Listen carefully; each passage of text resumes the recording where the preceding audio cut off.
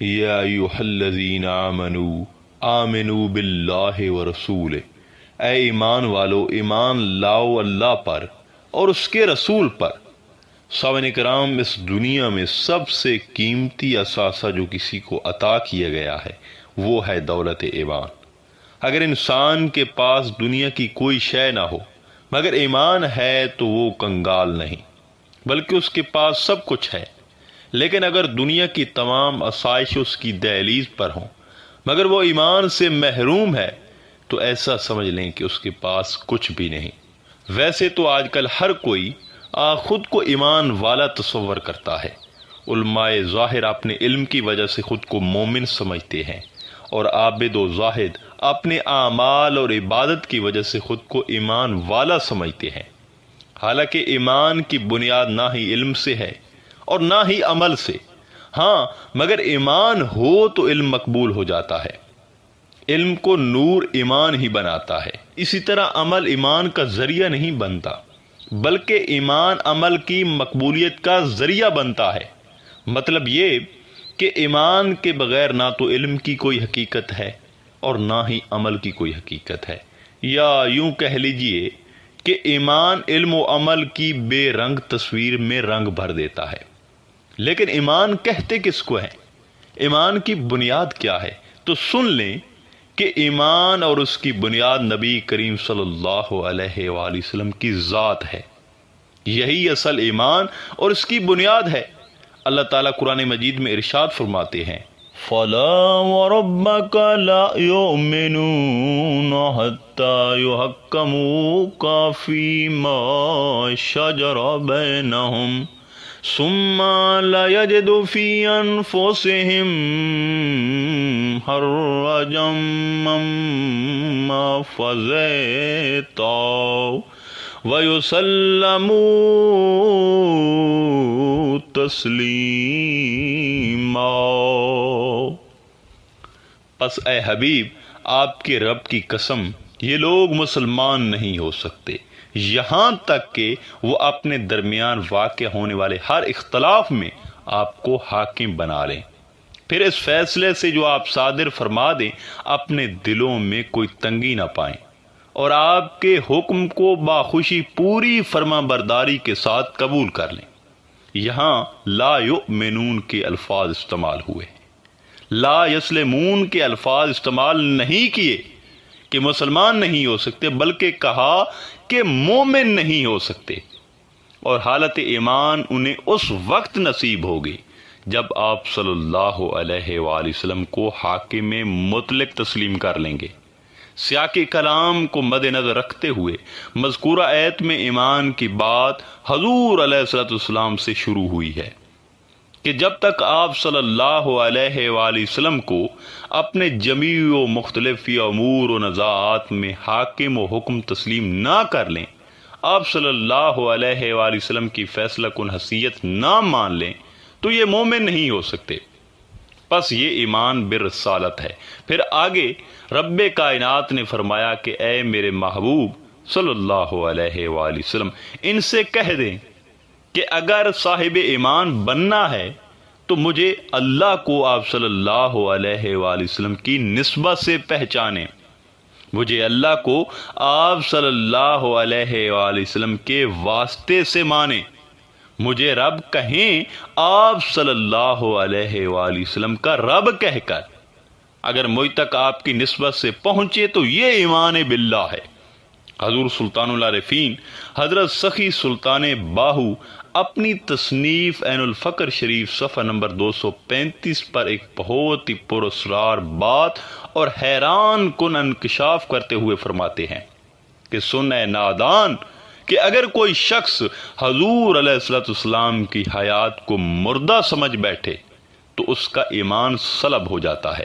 اس سے ایمان چھین لیا جاتا ہے، وہ ایمان والا نہیں رہتا صرف اس بات کو کہنے سے کہ حضور علیہ السلام معاذ اللہ اس دنیا میں نہیں ہے اور وہ سن نہیں سکتے، صرف یہ بات کہنے سے اس کا ایمان اس کے وجود سے نکال لیا جاتا ہے۔ الاسلام علانیتاً والایمان فی القلب، اسلام ظاہر پر ہوتا ہے اور ایمان دل میں ہوتا ہے۔ یہی وجہ ہے کہ ایک شخص ظاہری تمام اعمال کرتا ہے، آپ اسے کافر نہیں کہہ سکتے، منافق کہہ سکتے ہیں، چونکہ کافر ظاہر کی نفی ہے۔ اگر اس نے ظاہراً اسلام کو قبول کیا تو کافر نہ رہا، اور اس کے ظاہر پر اسلام نظر آیا تو آپ اسے کافر نہیں کہہ سکتے۔ منافقین مدینہ حضور علیہ الصلوۃ والسلام کے پیچھے نماز پڑھتے تھے، جہاد کرتے تھے، روزہ رکھتے تھے، مگر ان کو قرآن نے منافق کہا، کیونکہ ان کے ایمان بھی بے ادبی اور گستاخی کی وجہ سے سلب کر لیے گئے تھے۔ حضرت عبداللہ بن عمر رضی اللہ تعالیٰ عنہ روایت کرتے ہیں کہ حضور علیہ الصلوۃ والسلام نے ارشاد فرمایا کہ میری امت پر ایک ایسا زمانہ آئے گا کہ لوگ مساجد میں جمع ہوں گے مگر ان میں سے مومن ایک بھی نہ ہوگا، ایمان والا ایک بھی نہیں ہوگا۔ خواتین و حضرات، جب مسلمان نماز روزہ کی تبلیغ کریں گے، پاکی پلیدی کی تبلیغ کریں گے، اور لوگوں میں دوسری طرف یہ بھی گمراہی پھیلائیں گے کہ معاذ اللہ نبی کریم صلی اللہ علیہ وآلہ وسلم کو غیب کا علم نہیں تھا، نبی کریم صلی اللہ علیہ وآلہ وسلم نور نہیں تھے، نبی کریم صلی اللہ علیہ وسلم معاذ اللہ فوت ہو گئے اور وہ کسی کی پکار نہیں سن سکتے، تو پھر آپ ہی بتائیں کہ مسجد میں ایسی گفتگو کرنے والے مولوی اور توجہ و یقین سے سننے والے قاری کا ایمان سلامت رہے گا؟ کیا وہ مومن رہے گا؟ ہرگز نہیں۔ سامعین کرام، اللہ تعالیٰ شہداء کے بارے میں فرماتا ہے، قابل توجہ بات ہے، سمجھیے گا اس کو، کہ انہیں مردہ مت کہو، وہ زندہ ہیں، لیکن تم کو ان کا شعور نہیں،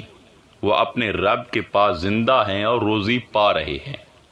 اللہ تعالیٰ نے انعام یافتہ گروہ کا جو ذکر فرمایا ہے، ان میں شہداء کا گروہ تیسرے نمبر پر ہے۔ سورۃ النساء آیت نمبر 69 میں ارشاد باری تعالیٰ ہے، جو اللہ اور اس کے رسول کا حکم مانے تو اسے ان کا ساتھ ملے گا جن پر اللہ نے فضل کیا، یعنی انبیاء، صدیقین، شہداء اور صالحین۔ اب اللہ تعالیٰ شہداء کے بارے میں تو فرما رہا ہے کہ وہ مردہ نہیں، زندہ ہیں، اور تم ان کا شعور نہیں رکھتے اور وہ روزی پا رہے ہیں۔ تو کیا پہلا گروہ جو انبیاء کرام کا ہے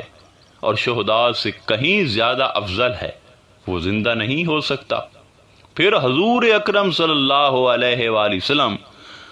جو معراج کی رات موسیٰ علیہ السلام کی قبر میں نماز پڑھتے ہوئے اسے دیکھتے ہیں،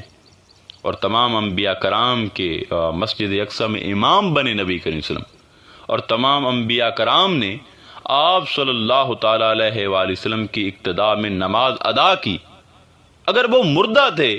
تو نماز ادا کرنے کہاں سے آ گئے؟ اب تمام انبیاء زندہ ہیں، شہداء زندہ ہیں، تو حبیب خدا جن کے لیے یہ تمام کائنات تخلیق کی گئی اور جن کے سر پر خاتم النبیین کا صحرا سجا، جن کو امام الانبیاء بنایا گیا، کیا وہ زندہ نہیں ہیں؟ کتنے بے عقل اور بے شعور اور جاہل لوگ ہیں جو یہ عقیدہ رکھتے ہیں کہ حضور علیہ الصلوۃ والسلام نعوذ باللہ حیات نہیں ہیں۔ سلطان العارفین حضرت سخی سلطان باہو سرکار رضی اللہ تعالیٰ عنہ فرماتے ہیں، پس جو شخص حیات النبی کا منکر ہے وہ کس طرح حضور علیہ الصلوۃ والسلام کا امتی ہو سکتا ہے؟ وہ جو بھی ہے جھوٹا ہے، وہ بے دین ہے، منافق ہے، اور حضور علیہ الصلوۃ والسلام کا فرمان ہے کہ جھوٹا آدمی میرا امتی نہیں۔ جسے حیات النبی صلی اللہ علیہ وآلہ وسلم کا اعتبار نہیں، وہ ہر دو جہان میں ذلیل و خوار ہے۔ حضور علیہ الصلوۃ والسلام کو وہ شخص مردہ سمجھتا ہے جس کا دل مردہ ہو اور اس کا سرمایہ ایمان اور یقین شیطان نے لوٹ لیا ہو۔ سامعین کرام، جو فقراء اور اولیاء کرام ہیں، دراصل یہ وہ طبقہ ہے جن کے باطن کے تمام حجابات اللہ تعالیٰ نے ہٹا دیے ہیں۔ یہ وہ لوگ ہیں جو ہر وقت باطن میں نبی کریم صلی اللہ علیہ وآلہ وسلم کی مجلس میں موجود رہتے ہیں۔ حضرت سخی سلطان باہو رضی اللہ تعالیٰ عنہ فرماتے ہیں، آپ صلی اللہ علیہ وآلہ وسلم کی مجلس کی حضوری کی حالات یوں ہیں کہ جب آپ صلی اللہ علیہ وآلہ وسلم ظاہر میں نفسانی لوگوں سے ملاقات کرتے ہیں تو اپنے نفسانی وجود کے ساتھ ان سے گفتگو فرماتے ہیں، اور جب آپ صلی اللہ علیہ وآلہ وسلم باطن میں روحانیوں سے ملاقات کرتے ہیں تو پھر اپنے روحانی وجود کے ساتھ ان سے ہم کلام ہوتے ہیں، اور جب آپ صلی اللہ علیہ وآلہ وسلم اپنے لب مبارک ہلاتے ہیں تو اہل تحقیق عبرت و حیرت میں ڈوب جاتے ہیں، کیونکہ نفسانی بندہ سمجھتا ہے کہ حضور علیہ الصلوۃ والسلام اس سے مخاطب ہے، اور روحانی سمجھتا ہے کہ آپ صلی اللہ علیہ وآلہ وسلم اس سے ہم کلام ہیں، لیکن حقیقت یہ ہے کہ آپ صلی اللہ علیہ وآلہ وسلم اللہ سے ہم کلام ہوتے ہیں، کیونکہ آپ صلی اللہ علیہ وآلہ وسلم نے اپنے وجود میں نفس کو فنا کر رکھا ہے،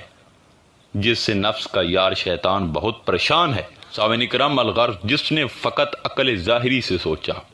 اور چشم ظاہر سے دیکھا تو اس نے نعوذ باللہ آقا دو عالم صلی اللہ علیہ وآلہ وسلم کو اپنے جیسا قرار دیا، اور جس نے عشق کی نگاہ سے دیکھا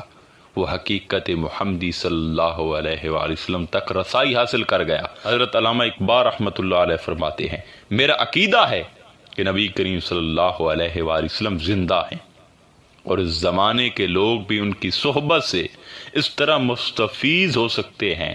جس طرح صحابہ کرام ہوا کرتے تھے،